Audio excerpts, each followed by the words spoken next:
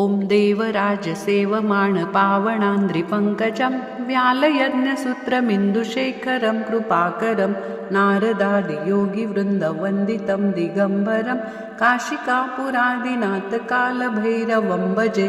भानुकोटिभास्वरं भवब्धितारकं परं नीलकण्ठमित्सिदार्थदायकं त्रिलोचनं कालकालमम्बुजाक्षमक्षशूलमक्षरं काशिकापुरादिनाथकालभैरवं भजे शूलटङ्कपाशदण्डपाणिमादिकारणं श्यामकायमादिदेवमक्षरं निरामयं भीमविक्रमं प्रभुविचित्रताण्डवप्रियं काशिकापुरादिनाथकालभैरवं भजे मुक्तिमुक्तिदायकं प्रशस्तचारुविग्रहं भक्तवत्सलस्थितसमस्तलोकविग्रहं वीनिकोणन्योणहेमकिङ्किणालसत्कटि काशिकापुरादिनाथकालभैरवं भजे धर्मसेतुपालकम् अधर्ममार्गनाशकं कर्मपाशमोचकं सुशर्मदायकं विभुं स्वर्णवर्णशेषपाशशोभिताङ्गमण्डलं काशिकापुरादिनाथकालभैरवं भजे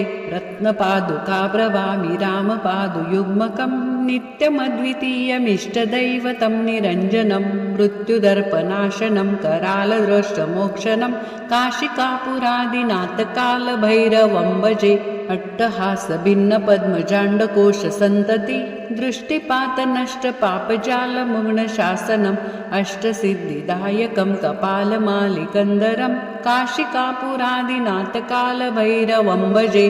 भूतसङ्गनायकं विशालकीर्तिदायकं काशिकावासलोकपुण्यपापशोधकं विभुं नीतिमार्गकोविदं पुरातनं जगत्पति काशिकापुरादिनाथकालभैरवं भजे कालभैरवाष्टकं पठन्ति ये मनोहरं ज्ञानमुक्तिसाधनं विचित्रपुण्यवर्धनं शोकमोहदैन्यलोभकोपतापनाशनं ते प्रयन्ति कालभैरवान्द्रिसन्निधिध्रुवम् इति श्रीमन्शङ्कराचार्यविरचित कालभैरवाष्टक सम्पूर्णं श्रीरस्तु स्वामी समर्थ।